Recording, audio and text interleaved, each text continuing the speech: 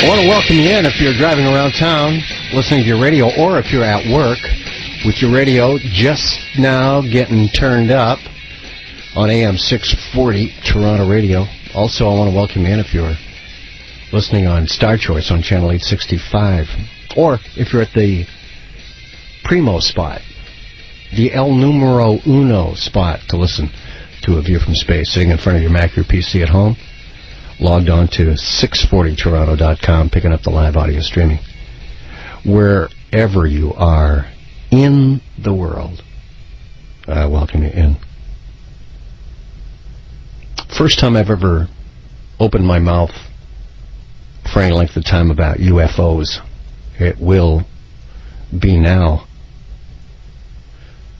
See, human beings have been seeing strange things in the skies since, well, the dawn of history, really.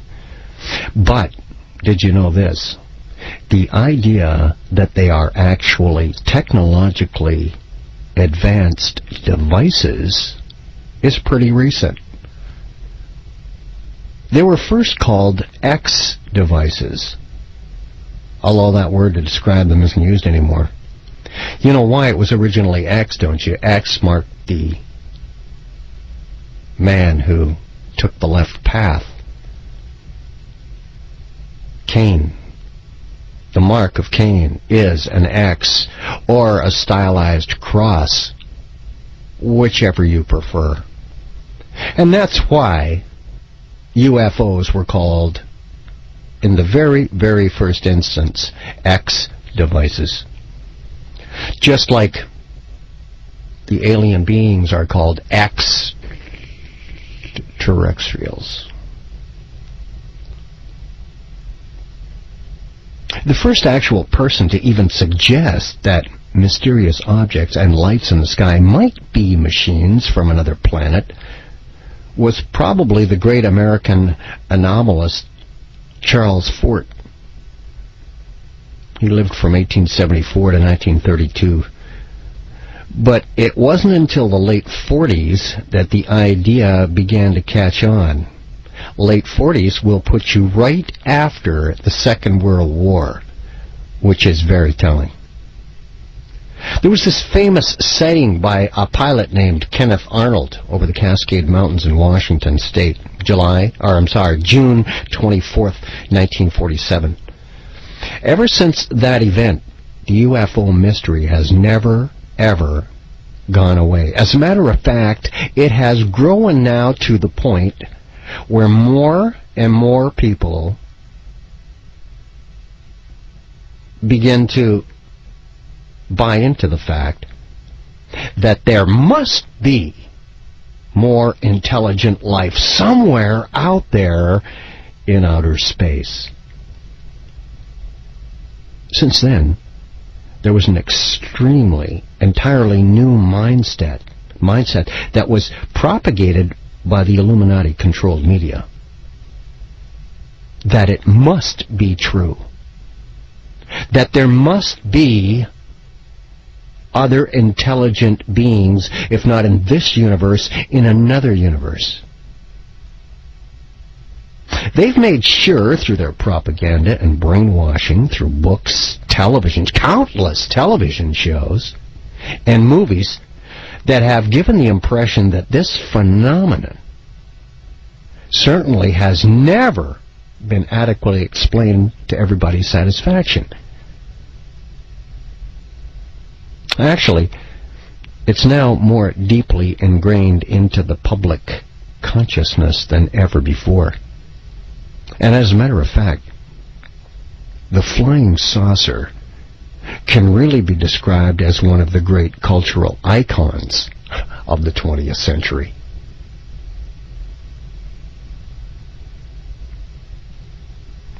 Skeptics will argue that the reason for this mixture of wishful thinking or just misidentification of ordinary phenomena in the skies and out-and-out hoaxes, because there are those, but I think, personally, the truth of the matter is more subtle and more complex than it appears. Oh, it's certainly true that approximately 95% of sightings can be attributed to stars, planets, meteorites, satellites, aircraft, reflections, things like that. But what about the other 5% that can't be explained away so easily? Just look back at one of the classic UFO sightings from the early days of modern ufology. And there are many impressive sightings from the 90s. They are still the subject of intense debate, and I believe it's much more conservative, err on the safe side, to choose a sighting that has stood the test of time. A sighting that is still regarded as certainly the most genuine.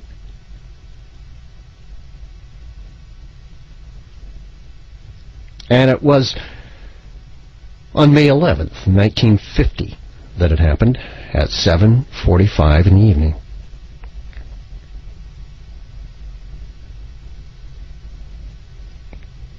That has just passed, May 11th, and the time of evening. Mr. and Mrs. Paul Trent watched a large object fly over their farm near McMinnville, Oregon, in the States.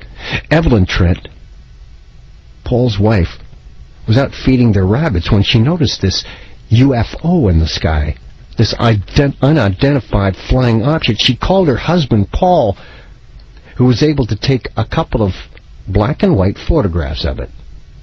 The photograph showed a circular object with a flat undersurface and a beveled edge. Extending from the upper surface of the object was this strange piece that looked a lot like a submarine conning tower. You know, the submarines have those little towers sitting on the top? Which was not straight up and down, perpendicular, but was slightly tilted. The object in the sky was a bright, silvery object, and it moved across the sky in absolute silence. And then it went out of sight. The Trents later said that they had a slight breeze on their skin from the underside of the UFO as it passed through. It must have been pretty low. The Trents never went after any publicity after the sighting. In fact, they waited until they used up the rest of their film that was in their camera before having the photographs, the entire roll, developed. I mean, that's how conservative these two farmers from Oregon were. They shot the rest of their film that was in their camera, shots left, before they went to get it developed. And they mentioned the incident to only a few friends. But news of the sighting quickly spread to a reporter from the local McMinnville Telephone Register newspaper, the small-town newspaper, who visited the Trents and was given the photographic evidence, actually a couple of negatives. A week later, the photographs appeared in Life magazine and became world famous. 17 years later, I pick up the story when I get back. It's AM 640, Toronto Radio. It's the Spaceman on A View from Space, just getting started with the mystery of UFOs.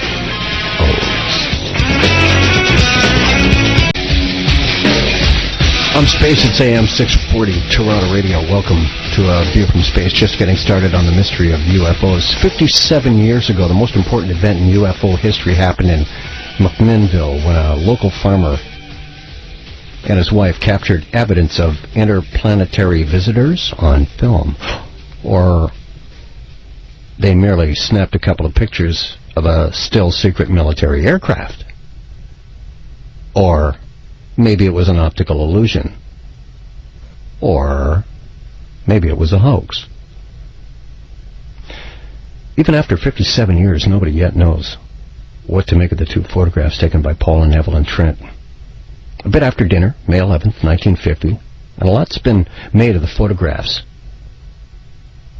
What set the Trent's photographs apart wasn't the timing. They weren't the first photos purporting to show unidentified flying objects, and they've hardly been the last. There's been a lot of events like it, but this was of particular interest because of the clarity of the photos. Bruce Maccabee, a researcher who's performed exhaustive analysis, said, without the photos it would have been just another sighting by some people, but the Trent case stands out because the photos are so clear that it's either the real thing or a very incredibly well-contrived hoax by a couple of farmers.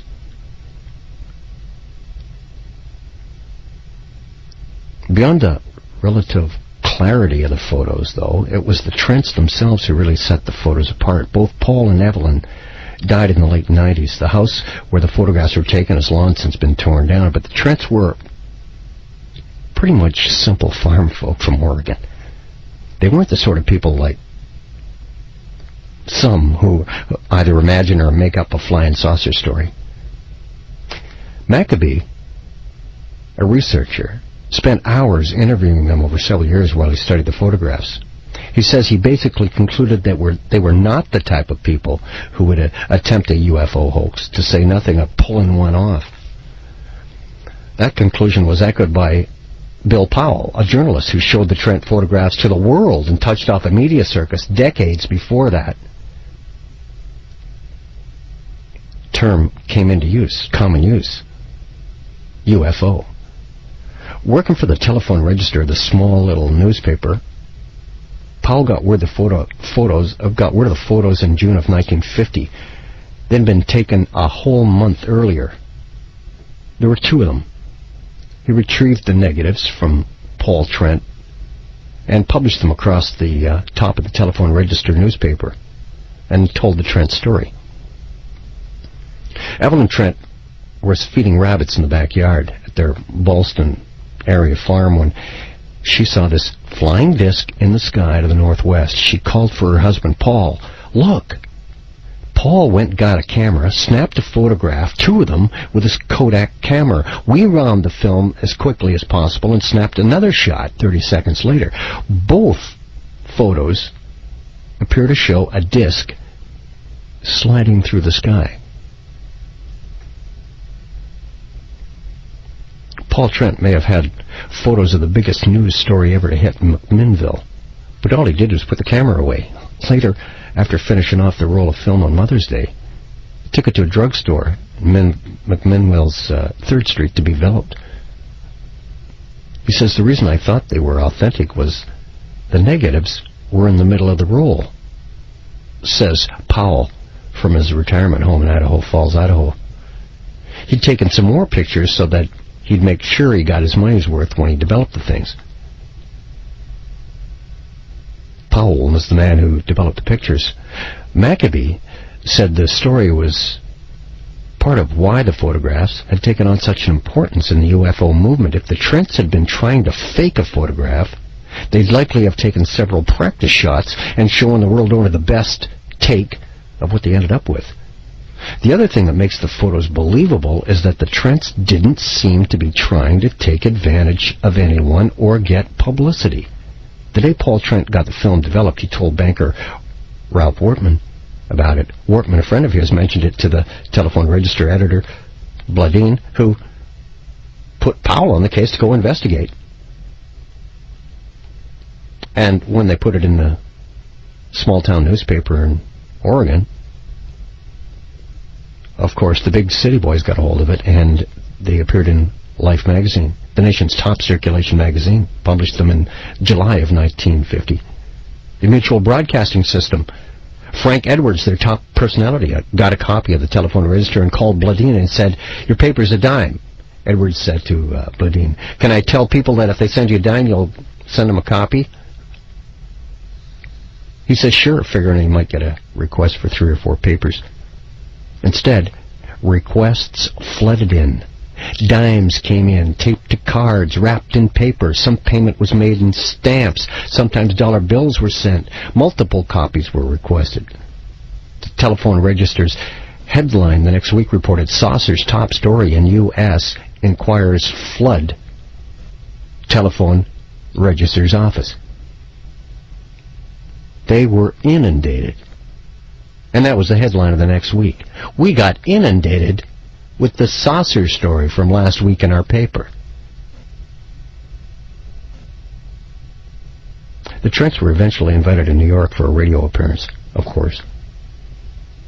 And the photos have been reprinted many times. They were included in the Condon Report, a University of Colorado study conducted into UFO sightings on behalf of the United States Air Force even. But when it was all said and done, that was the most believable sighting and proof ever of an unidentified flying object.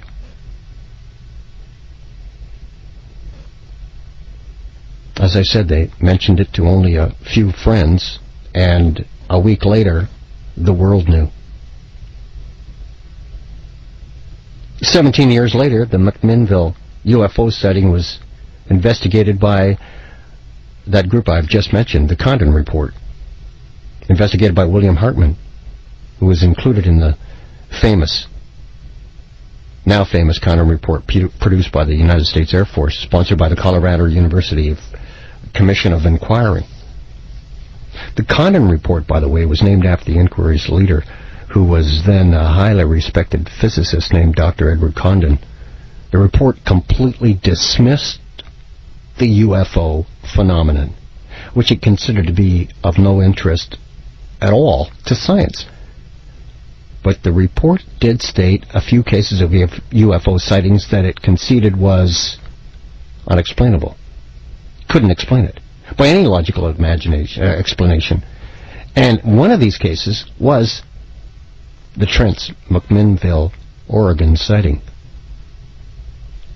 Hartman says the photographs were submitted to extremely rigorous scientific analysis. When the tests were over, he concluded, this is one of the few UFO reports in which all factors investigated, geometric, psychological, physical, appear to be consistent with the assertion that an extraordinary flying object, silvery in color, metallic, disc-shaped, tens of meters in diameter, and evidently artificial, flew within sight of these two witnesses. He said it can't be said that the evidence positively rules out fabrication, although there are some physical factors like the accuracy of certain photometric measures of the original negatives which argue against fabrication. In the 57 years since the Trents had their strange encounter, the photographs have been repeatedly subjected to more and more sophisticated analyses and have passed every test. This case is just one of quite a few sightings of highly unusual, apparently intelligently guided objects, seen both in the skies and on the ground, and have been occurring for decades. And of course there are various theories to account for these sightings. Some are hoaxes, some aren't. Some are also illusions or misidentifications of ordinary phenomena. But there is these few that look genuine. I firmly believe in UFOs, but they're not from out of this world. More in a moment. AM 640, Toronto Radio. It's the Spaceman. This is A View from Space. I'm the Spaceman, and this is A View from Space. It's AM 640, Toronto Radio. I've occasionally, on past shows,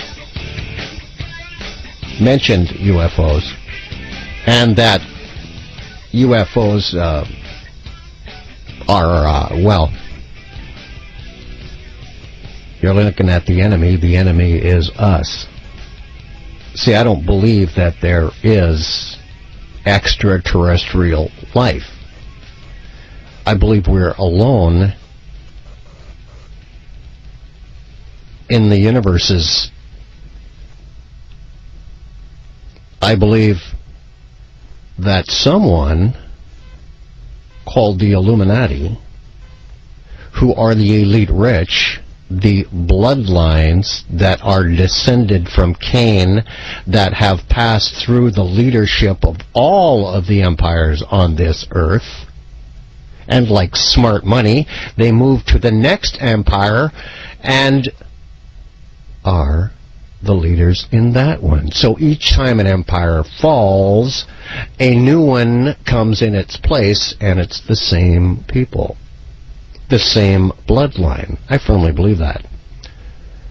So I believe that when man could run around on the earth, he put a gun on it. When man could go underwater or float on the water, he put a gun on it. When man could go into the air, he put a gun on it. When man could get into near outer space, he put a gun on it. All designed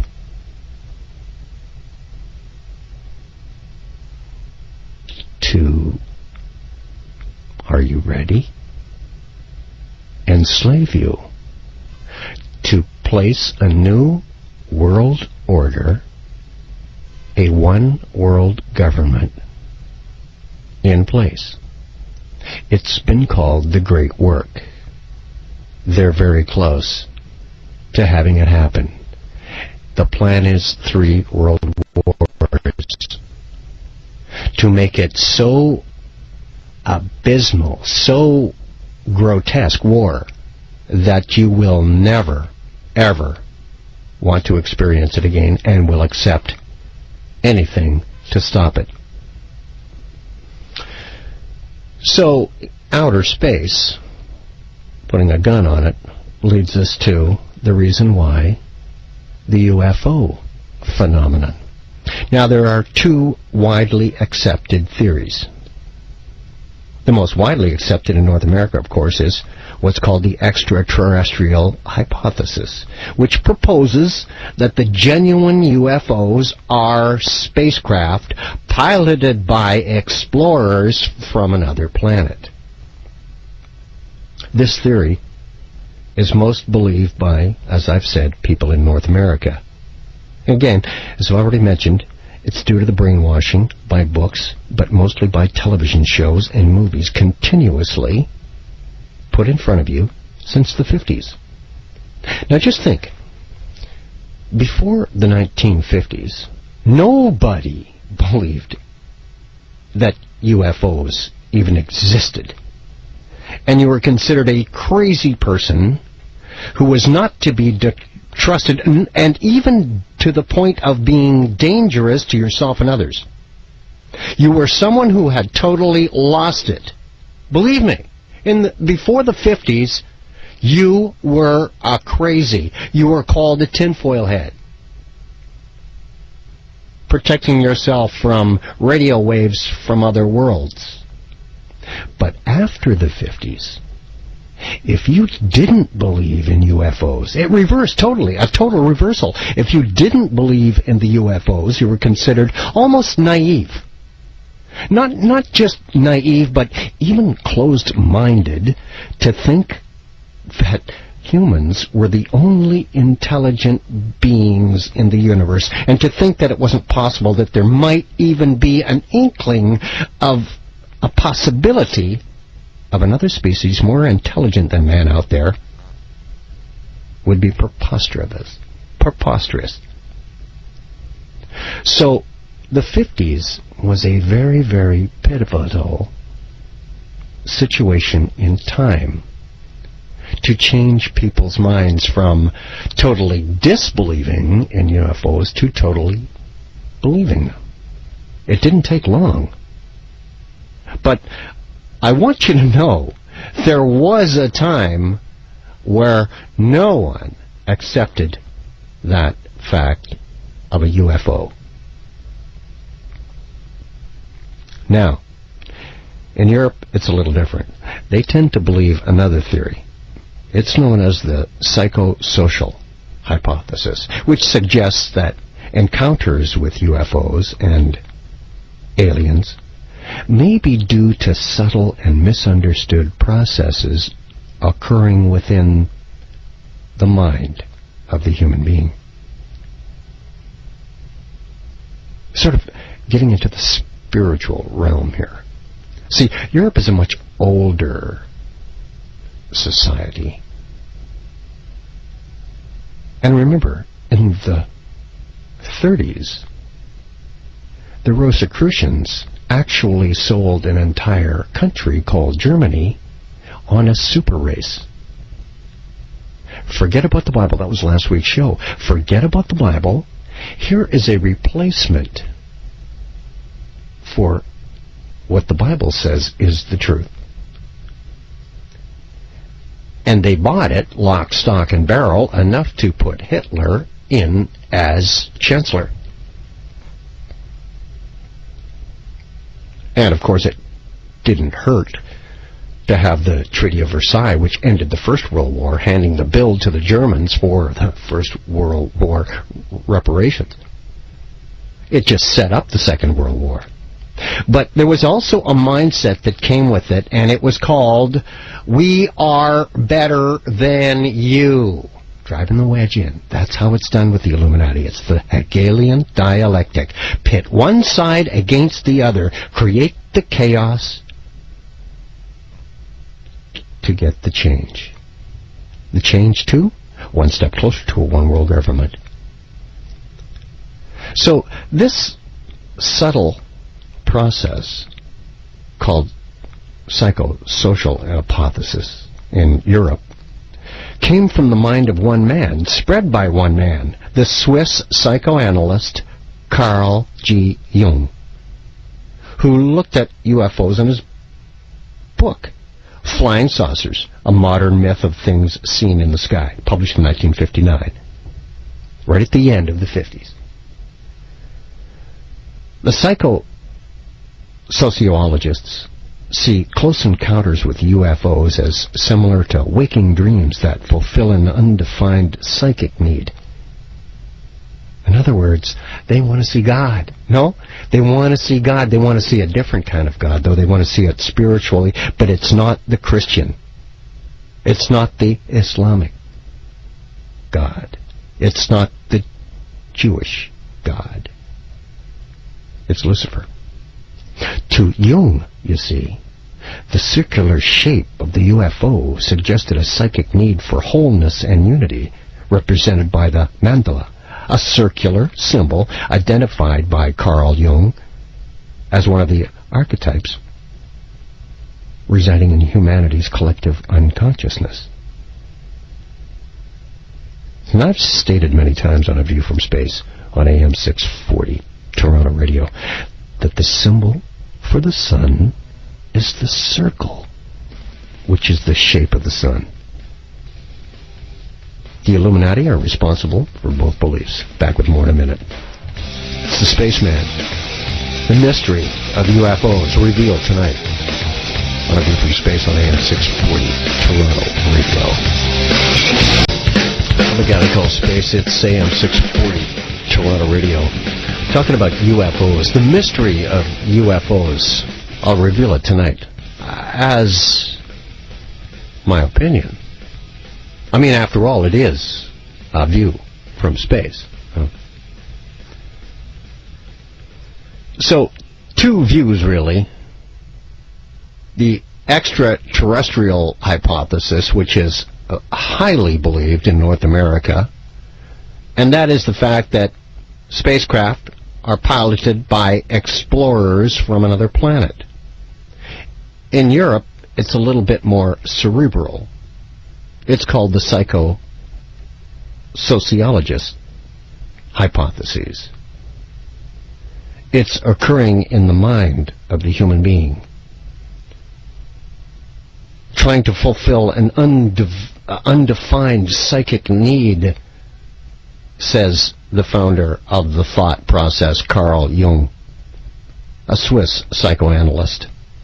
Switzerland, by the way, is the home of the Illuminati, and you would not expect anything other than Luciferianism to come out of it.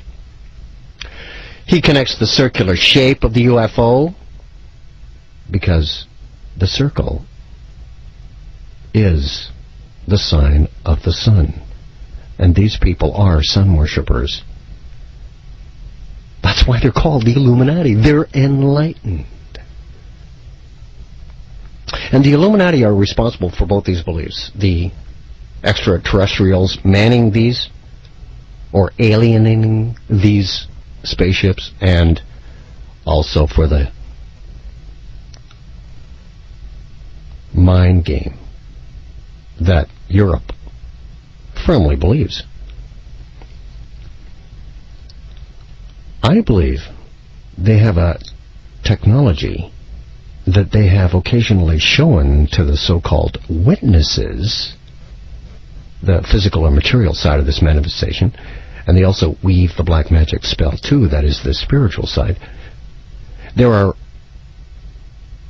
also responsibilities lying for all of the theories for UFOs, including the idea that there are time machines from the future, that they're actually living beings indigenous to interplanetary space, that they originate in other dimensions of existence, and things like that. In these theories, they're all leading you to the place where they always lead you, into demon worship. Those dimensions of existence are, in fact, the world of demons. They are the angels that sided with Lucifer in the war against the true God and became his minions, his lieutenants, his spirits who do his bidding. I believe that UFOs are man-made, based on actual plans salvaged from the ruins of Nazi Germany at the end of the Second World War. The Illuminati controlled both sides of World War II, so all the research and development was theirs. When the world is in a state of war, you can test out your new engine, your new gun. See how it works. All your killing inventions can be tested right there on the battlefield. For instance, Hitler's research teams came up with the first jet engine. He was also working on an atomic bomb, just as the English and Americans were. What a fascinating topic on A View from Space not long back on AM 640 Toronto Radio, on how they actually kept the hands out of the atomic bomb out of the hands of Adolf Hitler.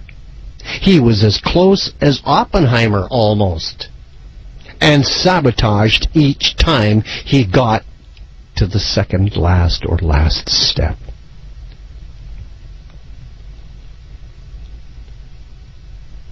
Through the control of the Illuminati of both sides, the weapons inventions were perfected and carried out over to the next conflict that they would start. For instance, the jet was conceived in World War II and used as the main weapon in the next war, the Korean War. The Korean War saw the Sabre jet. The technology was perfected, the jet engine. Technology of the atom bomb ended World War II, and World War III will be opened with it. It's the same format used in what was called the Cold War, the war that pitted Russian technology against America with British technology, giving us the ability to travel near space. Notice this? Listen carefully to me. The Russians' part of the space race was to go into near-Earth orbit and to sit. Just sit to see how long man could stay up there and how far out he could go until he couldn't come back. And the American, British research and development was to just go up and back, up and back. When you put them all together, you have a complete package without either side having to duplicate the other's work. That's why the Cold War was invented. To get that done. Now, they can sit out there. Even today, as you and I are having this conversation, there are Russians and an American. And her name is Sunita Williams. You know what her name is? Sunny. Sitting out there in the International Space Station right now, spinning around the Earth above our heads. Russians and Americans. This is exactly the same way that the UFO technology they have in their possession today was assembled. Need more proof?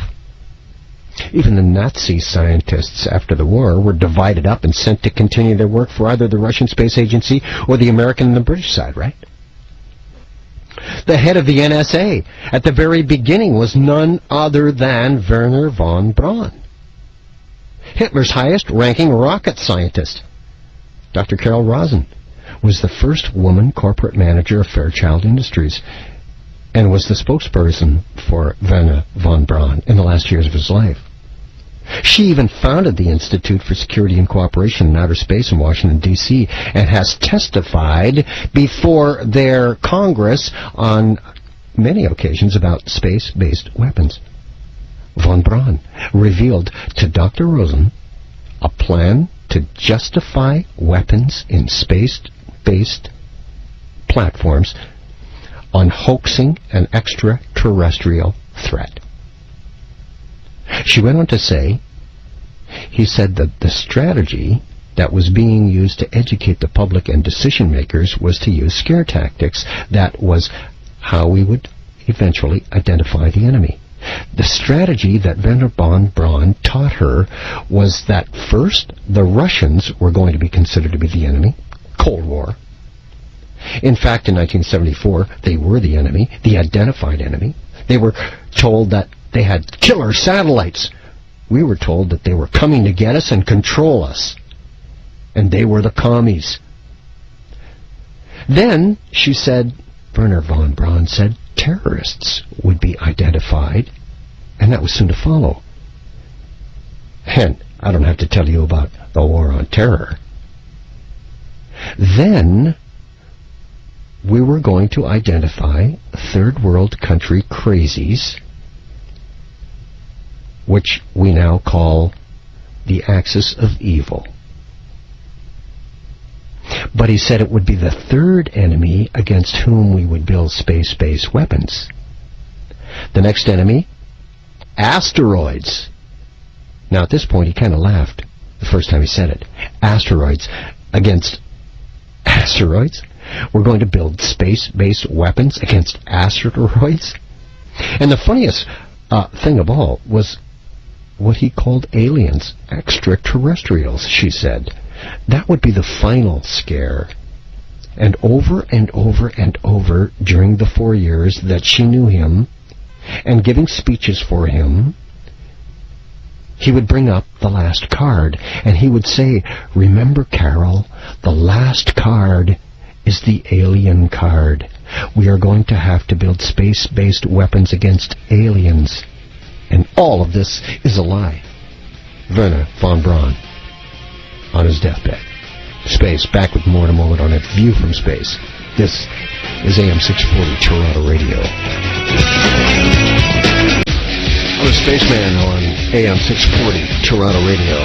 You can email me at space@640toronto.com or spaceman@640toronto.com. Thanks for the information that you've already emailed me in.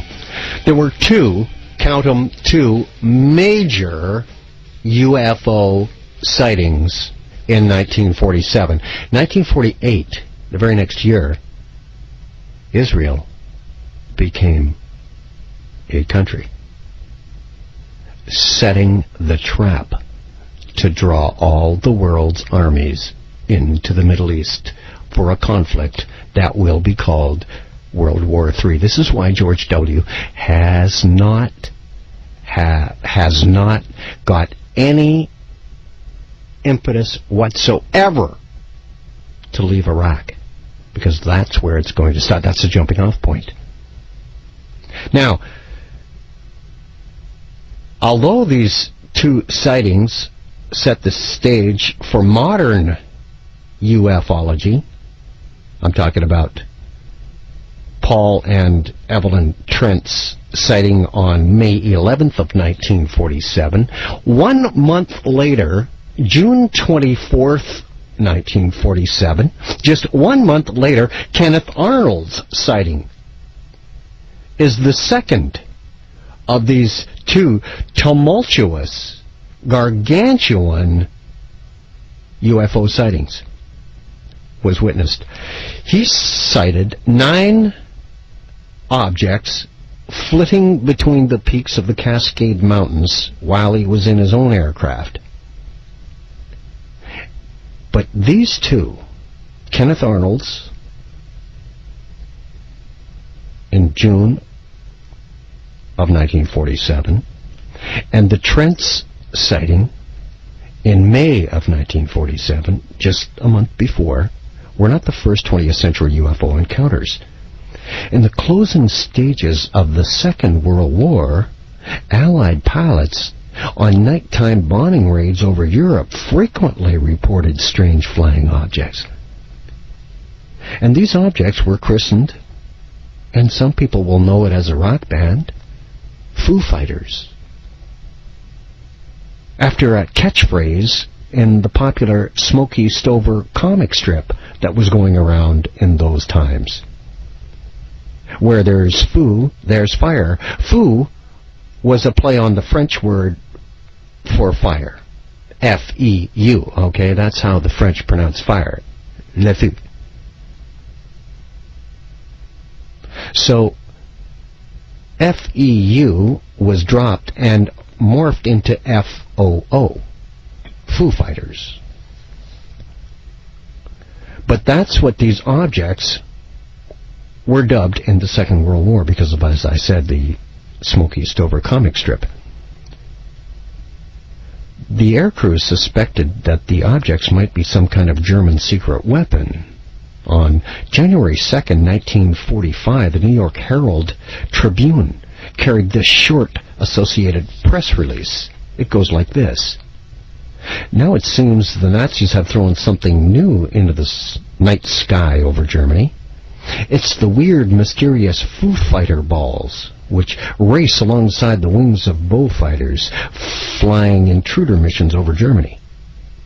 Pilots have been encountering this eerie weapon for more than a month in their night flights. No one apparently knows what the sky weapon is. The balls of fire appear suddenly and accompany the planes for miles. They seem to be radio-controlled from the ground, so official intelligence reports reveal, in their book Man-Made UFOs, published in 1994 by Renato Vesco, a pioneer of the Nazi UFO connection, by the way, and David Hatcher Childress cite the testimony of a former American pilot who worked for the intelligence section of the 8th Air Force towards the end of the war. The pilot wanted to identify these things, but wanted to keep his identity secret. So he told the New York Press in an anonymous letter, it's quite possible that the flying saucers are the latest development of a psychological anti-aircraft weapon that the Germans had already used during night missions over Germany. I happened to see on several occasions shining discs or balls that followed our formations. It was well known that the shining discs or balls were somehow intelligently controlled. German night fighters had powerful headlights in their noses or propeller hubs, but that wasn't what this was. So partly, in order to give the German pilots better aim, they had these lights in the fronts of their aircrafts, in the propeller hubs, and on the noses.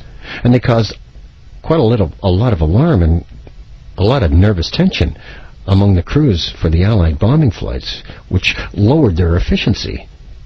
When those lights shone on their faces, they they couldn't sight any aircraft to shoot at it, the gunners on the bombers.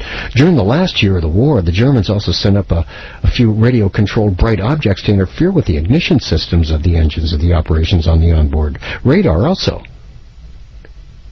In all probability, American scientists picked up on this invention and are now perfecting it so that it will be on par with the new offensive and defensive air weapons. Spaceman, AM 640, Toronto Radio and a View from Space. The mystery of UFOs. The British UFO investigators, Peter Huff and Jenny Randis, made an interesting point that the Second World War saw more people in the sky than any other period in history, so it was no great surprise that unidentified flying objects would have been spotted all over the place. Of course, this statement implies that the possibility that the origin of some of these objects might have been non-human, from another planet. For them, the huge number of Foo Fighter sightings, coupled with the obvious interests that the objects showed in the Allied aircraft, strongly suggested that they were built specifically to interact in some way with the Allied bombers. But they never attacked. They just would come up alongside and follow, or be just above, or behind and follow. And as always, though, with the UFO mystery, genuine sightings started tons of rumors of official interest in the phenomenon. For instance, there was a secret British government investigation into the Foo Fighter reports called the Massey Project.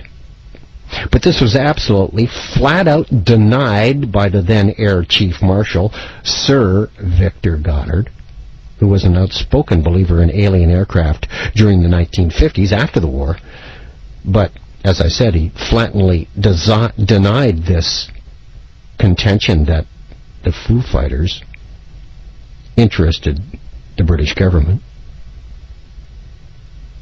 And he said that the Treasury approval for such a minor exercise at investigating this at a time when Britain was fighting for its survival would have been ludicrous. Nice cover-up, Sir Victor Goddard. And some encounters undoubtedly had logical explanations. I'll give you that. For example, during a bombing raid on a factory at Schweinfurt in Germany, on October 14th, 1943, flight crews of the American 384th Squadron saw what they said was a large cluster of discs, which were silver in color, 1 inch thick and about 3 inches in diameter. They were floating gently through the air, directly in the path of the American aircraft, and one pilot feared that his B-17 Flying Fortress would be destroyed on contact with these objects. But the bomber cut through the cluster of discs and continued on its way, untouched, undamaged. It's quite possible that the encounters like that were actually just pieces of metal tinfoil released by German Aphrodite balloons to confuse radar by returning false images, because the newly developed radar would just hit the tinfoil floating through the air and send up all kinds of erroneous signals. That would be an explanation. Nevertheless, a lot of air crews reported events that were not so easy to explain, including the harassment of their aircraft by small, glowing, disc-shaped and spherical objects that were highly maneuverable. On November 23, 1944, Lieutenant Edward Schluter of the 415th U.S. Night Fighter Squadron was flying a heavy night fighter from his base in Dijon in Burgundy in France, heading towards Mainz, Germany, 20 miles from Strasbourg. Lieutenant Ringwald, an Air Force intelligence officer who was on the mission as an observer, glanced out of the cockpit and noticed about 10 glowing red balls flying very fast in formation. Schluter suggested that they might be the stars, but his explanation was proved wrong when the objects actually approached the airplane. Schluter radioed the American ground radar station, informing them that they were being chased by German night fighters The radar station replied there was nothing showing up on their scope. They were alone.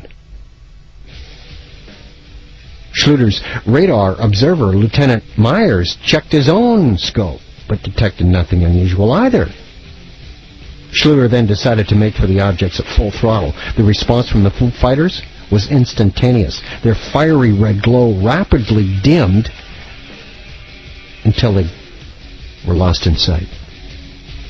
Less than 2 minutes later, they reappeared, although they seemed to have lost interest in the American aircraft and glided off into the nights toward Germany.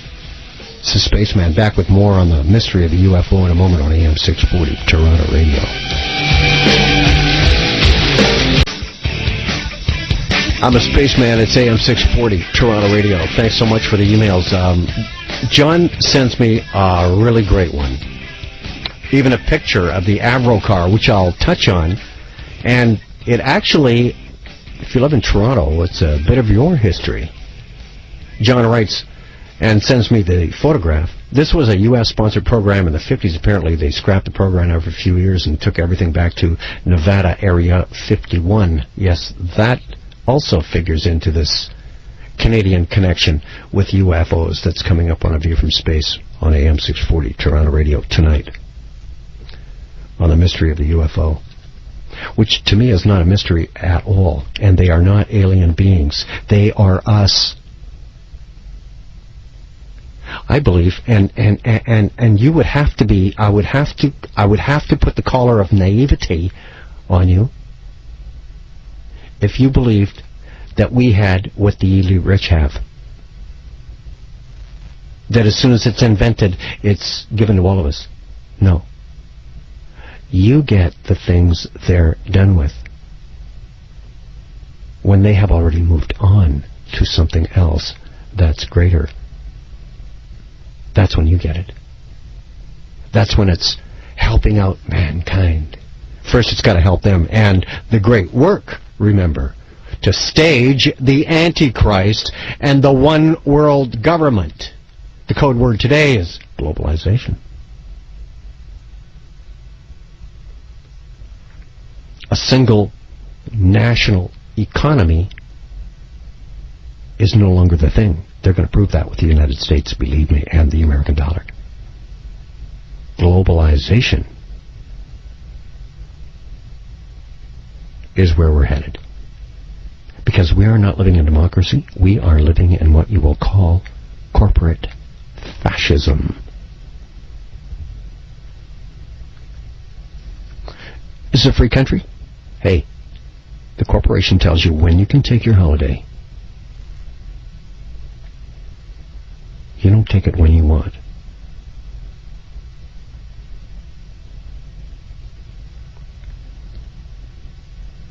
So, back to the skies. World War II.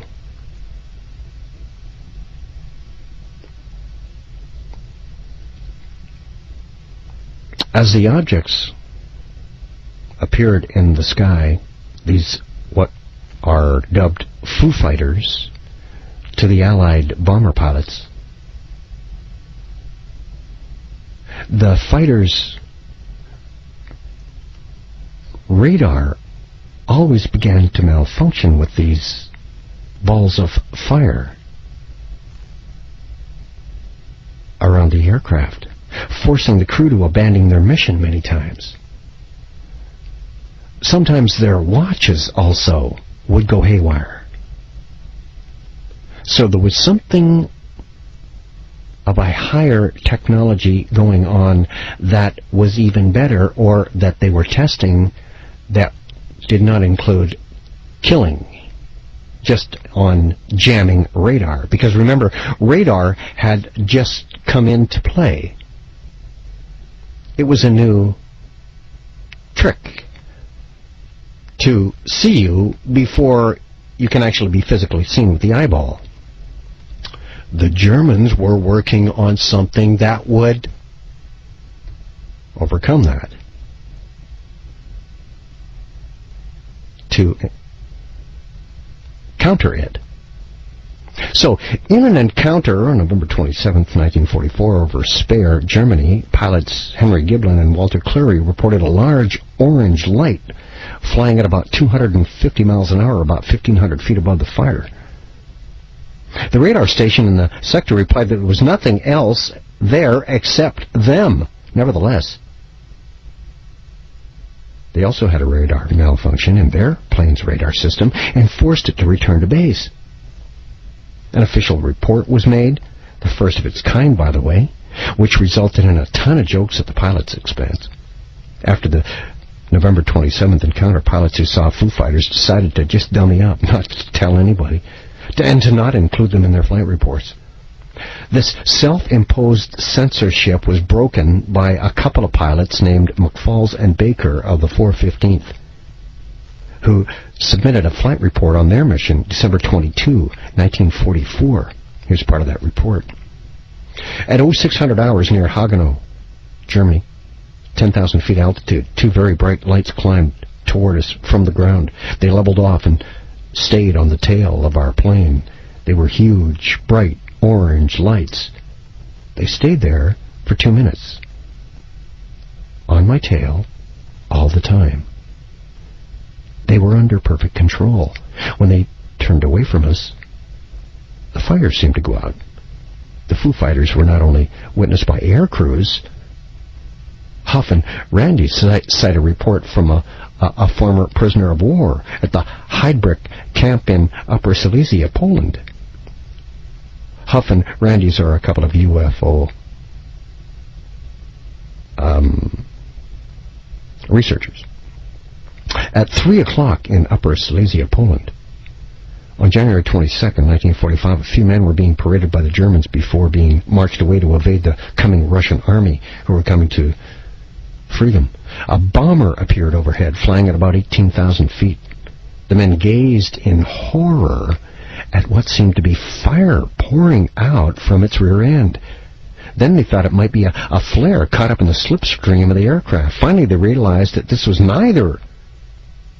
But the object was a silvery ball hugging the bomber, which was desperately trying to evade it, get away from it. The Foo Fighter was still right sticking on the tail of the aircraft as it passed into the distance.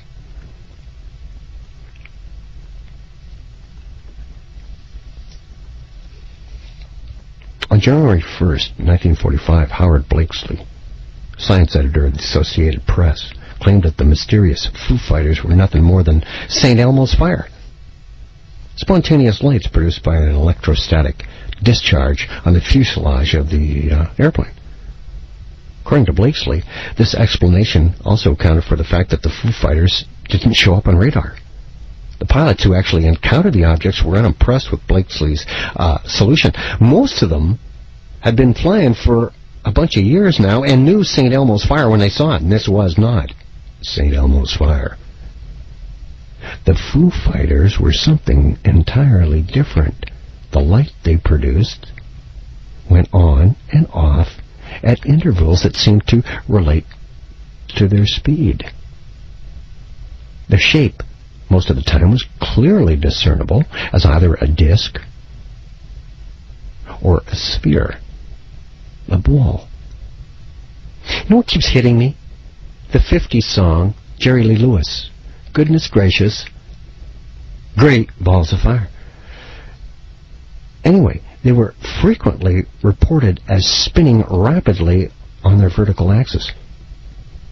No Allied aircraft were ever brought down by a Foo Fighter, which seemed considered likely that the objects were dangerous German secret weapons, maybe a radical development of a V-weapon technology. V-weapon technology, you know it as rocket science. The first pilotless rockets were made by the Nazis. They were called V-1 rockets. Then they come up with the V-2s. In England, they called those V-2s the doodlebugs. They were designed to run out of fuel over England and fall from the sky. They had explosives aboard and blew up when they hit the earth. It was only a psychological weapon used by the Nazis. Same thing as the IEDs that they're using now in Iraq and Afghanistan. They don't have to kill a lot of people. It's a psychological weapon.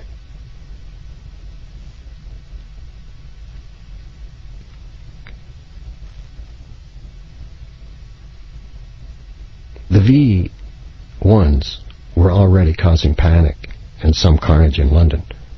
And it was known that German scientists were desperately trying to develop a ballistic missile that could hit America.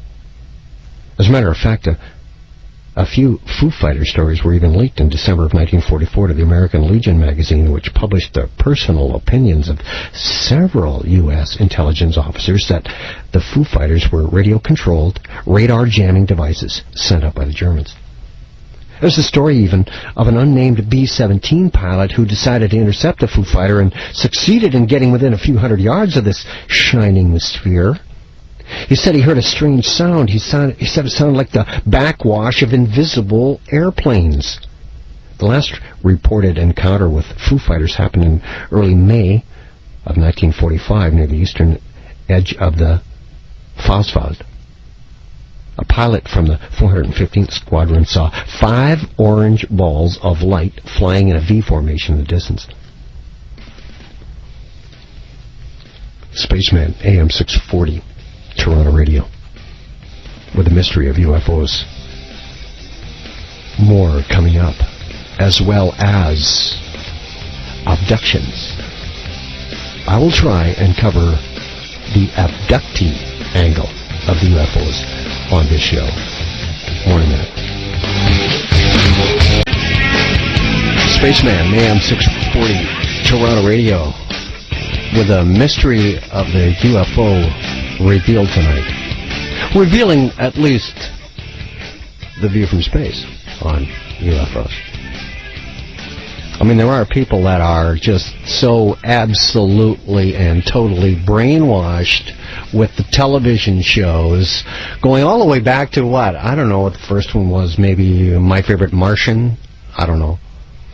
But it was in all of the cartoons, extraterrestrials, people from outer space being put into the mix, and so many movies. It's almost unbelievable that people can't see that it was a very determined and a very directed act to put this in front of us at a certain time in history. And it began as the Second World War was ending and the 50s started to roll in. The two biggest sightings of UFOs that go down in history as the two that kicked it off were the Trent sighting, 1947, May 11th, and the June 24th sighting of Kenneth Arnold. In the 2 years between the end of the Second World and the Kenneth Arnold sighting, which was, as I've just mentioned, June 24th, 1947, strange, unidentified aerial objects invaded the skies over Finland, Norway, Sweden, and Denmark even, and they were later reported as far away as Morocco and India. They were doing it all over the world.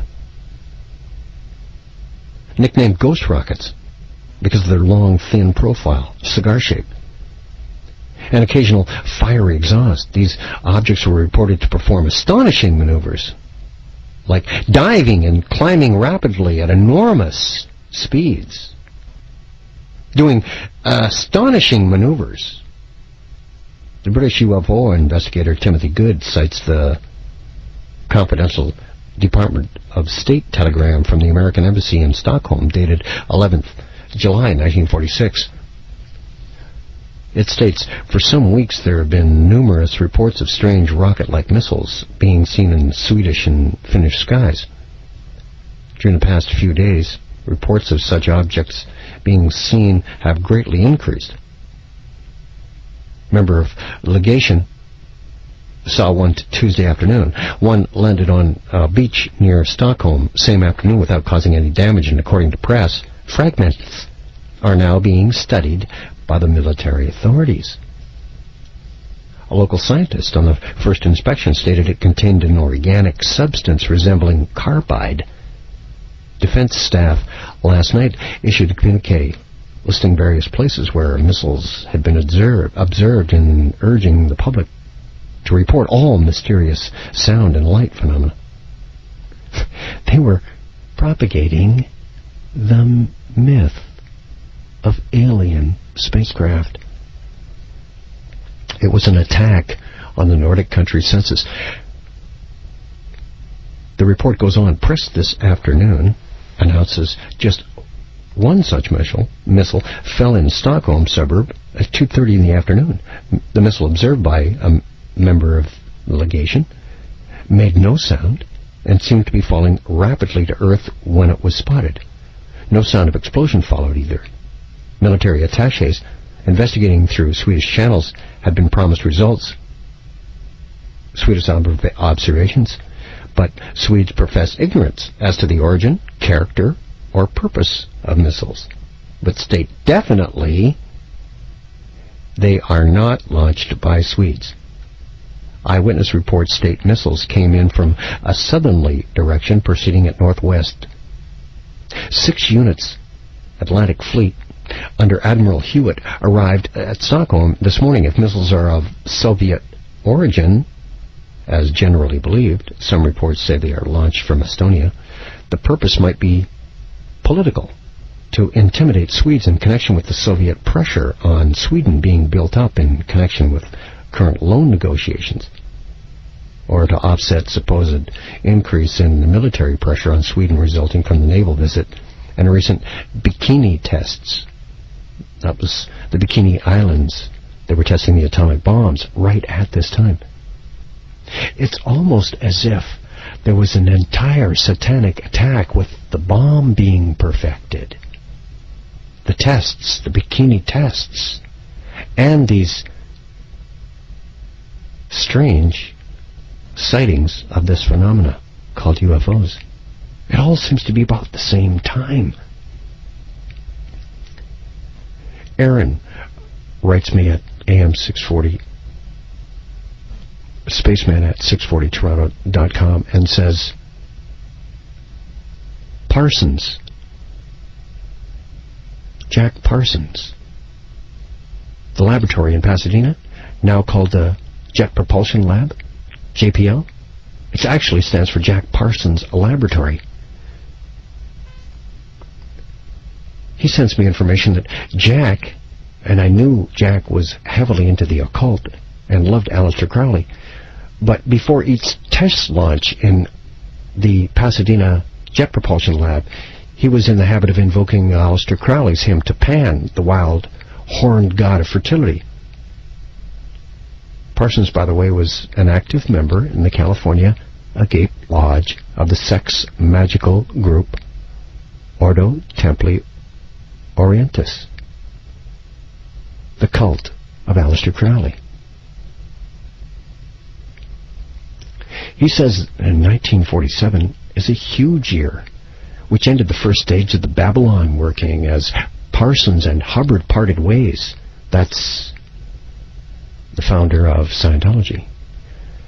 Parted ways with Jack Parsons of the Jet Propulsion Lab amid a cloud of turmoil. 1947 was the year the Dead Scrolls were discovered. In the very same year, in 1948, Israel became a nation. Just months later, the transistor was invented. The sound barrier was broken. And the modern age of UFOs flew into view with the Kenneth Arnold sightings that I told you about on June 24th, 1947. It was also the year Aleister Crowley died. And he also mentions that LSD, allegedly discovered in 1948, threw even more fuel on this roaring fire, which indicates that strange things were indeed happening in the human consciousness in the years between 1946 and 1948.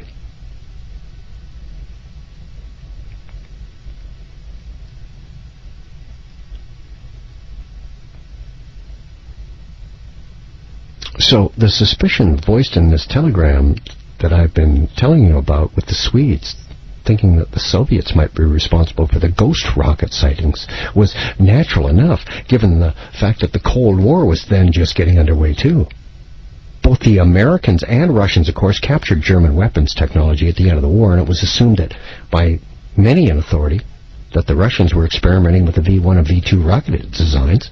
Actually, a German V-2 rocket had already crashed in Sweden in the summer of 1944. The fact that both the United States and the Soviet Union carried out a lot of high important experiments with captured Nazi technology will even be more significant as you and I look at claims that the Nazis are behind the UFO connections. A few British scientists were sent to Sweden to examine the ghost rocket reports. One of them was Professor Jones, the then director of the intelligence of Britain's air staff and scientific advisor to Section 4 of MI6. That's the Secret Service of Britain that houses James Bond. MI6 looks after the British interests abroad. In this book called The Most Secret War, his account of his involvement with the British scientific intelligence between 39 and 49, the years 1939 and 49, Professor Jones wrote about the fears that the rockets were Russian. The general interpretation was that the ghost rockets were long-range flying bombs being flown by the Russians over Sweden as an act of intimidation.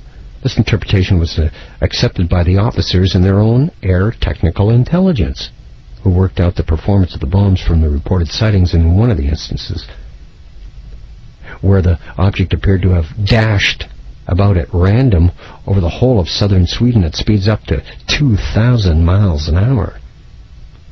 What the officers concerned failed to notice was that every observer, wherever he was, reported the object as well was always to the east.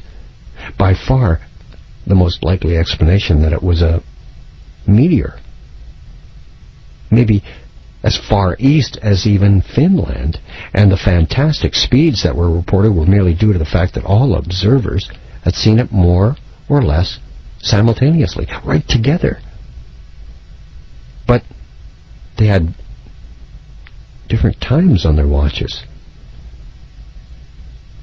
Their watches failed them at the point of observation, so that any attempt to draw a track by linking up observations in a time sequence couldn't have been done. Professor Jones considered it extremely unlikely that the ghost rockets over Sweden would be Russian missiles based on German V-2 designs. He said that the rockets seen over Scandinavia had more than twice the range of the V-2. An increase in performance that was so great, given the short time of capture of the German designs. Spaceman back with more in a moment on the mystery of UFOs revealed on AM 640 Toronto Radio. You can email me at space@640toronto.com or spaceman@640toronto.com if you have a comment. Spaceman AM 640 Toronto Radio. I just got caught up reading these emails. Absolutely unbelievable. Star Trek back in the 60s was so far advanced, one had to wonder if Japan had warehouses of gadgets years ahead of time to be brought out slowly for maximum dollar effect. Next paragraph from Terry here as he writes, one thing that bothers me is of all the repeats of every sci-fi movie, why is the series V never to return for a second time? What's hidden in this flick? So I did a little quick check on the plot summary of the science fiction two-part miniseries television, followed in '84 by a three-part miniseries, The Final Battle. The plot goes like this. The story is set in the near future. Aliens who appear human arrive on Earth in a fleet of 50 huge saucer-like motherships which park over key major cities. They appear to be friendly, seeking the help of humans to obtain chemicals needed to aid their ailing world. In return, the visitors promise to share their advanced technology with humanity. The governments of Earth accept, and the visitors gain considerable influence with authorities. However, strange things are soon noted. Scientists find themselves facing increasing media hostility and government restrictions on their activities and movements. Others, particularly those keen on examining the visitors more closely, begin to disappear or face discredit. Noted scientists confess to subversive activities, some exhibiting other unusual behavior, such as suddenly demonstrating an opposite hand preference to the one they are known to have. Journalist and television cameraman Michael Donovan sneaks aboard one of the visitors' motherships and discovers that beneath their human-like facade, the aliens are reptilian in nature and carnivorous, preferring to eat live food like rodents and birds. He learns from a visitor named Martin that the story about the needed chemicals is merely a diversion. The true purpose of the visitor's trip to Earth is to conquer and subdue the planet, steal all the water, and harvest the human race's food, leaving only a few as slaves and cannon fodder, soldiers, for the visitors' wars with other alien races. How close to the truth can you get? Donovan, the cameraman and journalist who snuck aboard one of the motherships, also discovers there are dissidents among the visitors, known as the Fifth Column, who oppose the leader's plans. Just like in the real world, well, there's French Freemasonry and British Freemasonry fighting one another to put their own leader on the stage as the Antichrist to rule the world.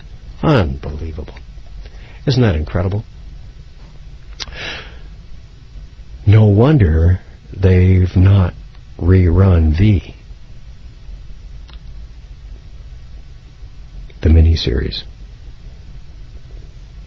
So many things fit together because, I believe that all of us together, if we throw everything together that we know, we have their whole plan.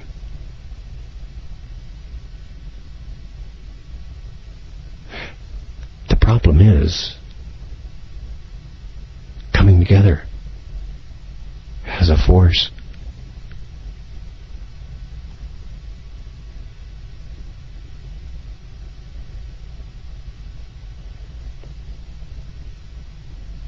So the Illuminati-controlled view of history is that while the Germans possess some remarkable and deadly weapons, like the V-1 and the V-2 and the jet-engined Messerschmitt Me-262 fighter, their technological innovations didn't go much further than that. But after all of this mystery of the Foo Fighters I've been telling you about, and the ghost rockets and UFOs, which many professional scientists even now admit reluctantly and anonymously seems to be worthy of a second look,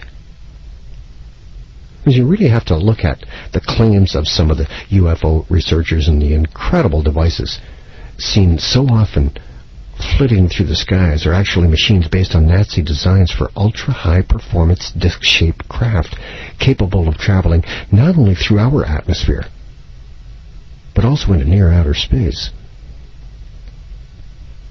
Renato Vesco is a pioneer of the Nazi UFO theory connection. Don't believe what I do. A graduate of the University of Rome, studied aeronautical engineering at the German Institute for Aerial Development, and during the war was sent to work at Fiat's underground installation at Lake Garda in northern Italy. In the 60s, Vesco investigated UFO sightings for the Italian Air Ministry. In 1971, he published the theory of man-made flying saucers entitled Intercepta Senza Sparare, roughly translated meaning intercept without firing. The book talks in detail about the possible technology behind the UFOs and reaches the astonishing and highly controversial conclusion that UFO technology is well within the capabilities of the human science, and was even back then, during the Second World War, also capable Vesco is pretty certain that the origin of the UFOs, still seen today by witnesses all over the world, can be placed firmly in Nazi Germany in the early 1940s. Also, technology principles behind these craft were, he believes, divided between the United States and the Soviet Union at the end of the war, with both superpowers going to develop and refine the designs of their own. According to Vesco, the Luftwaffe scientists Oberammergau of Bavaria did research into an electrical device capable of interfering with an aircraft engine up to a distance of about 100 feet. Through the generation of intense electromagnetic fields, this device could short-circuit the target aircraft's ignition system and cause total loss of power. This short range, though, was considered impracticable for a successful weapon, so they attempted to increase its distance to 300 feet instead of 100. These plans were still only on the drawing board by the end of the war, so the weapon was never put into production. Nevertheless, these researchers did the groundwork that was put to use by Albert Speer and his like at the SS Technical General Staff. They produced a device capable of proximity radio interference on the delicate radar systems of American bomber pilots. They came up with a highly original flying machine. It was circular, armored, more or less resembling the shell of a turtle, was powered by a special turbojet engine, also flat and circular, whose principles were a lot like the well-known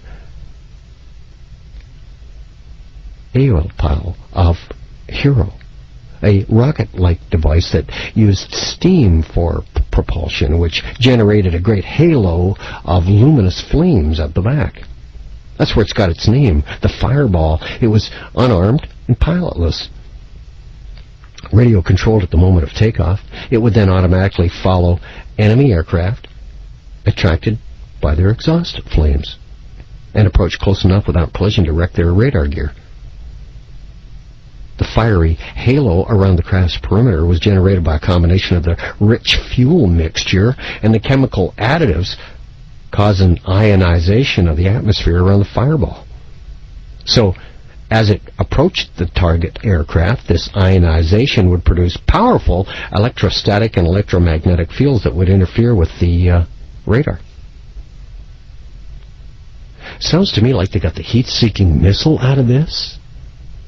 The electromagnetic pulse weapon system that they blew the Columbia shuttle apart with.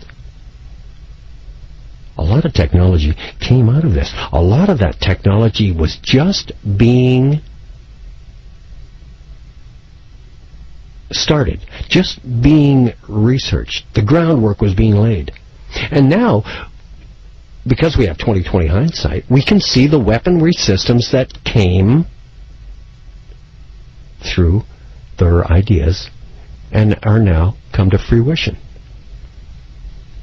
That guy with the V, why they don't put it out again, replay it? There's a V remake this fall. So, A View from Space on AM 640 Toronto Radio's listeners are keeping you right on the cutting edge of where the Illuminati is headed. Coming back with more in just a moment.